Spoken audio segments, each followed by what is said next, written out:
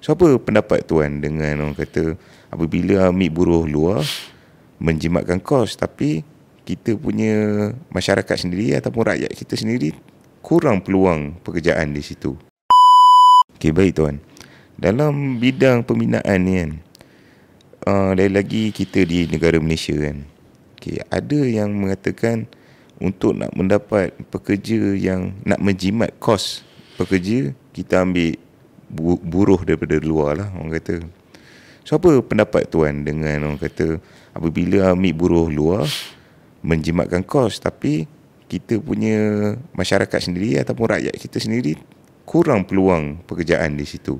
Okey, daripada pandangan ataupun soalan tersebut, saya beranggapan dengan apa yang saya experience lah dari segi workmanship ni, pekerja buruh kalau kita ambil daripada negara luar, dia, orang cakap, dia datang untuk semata-mata untuk kerja. Dia datang untuk semata-mata kerja, untuk nak mencari rezeki. Untuk mencari rezeki. So dia terlebih fokus kat situ. Sebab tu dia orang ni betul-betul kerja. Betul-betul kerja, betul-betul nak cari duit. Dari segi lokal punya buruh, dia dah memang ada dekat sini. So ini adalah negara dia juga.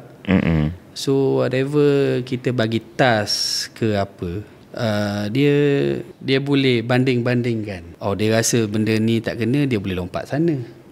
So benda tu dia takkan jadi fokus.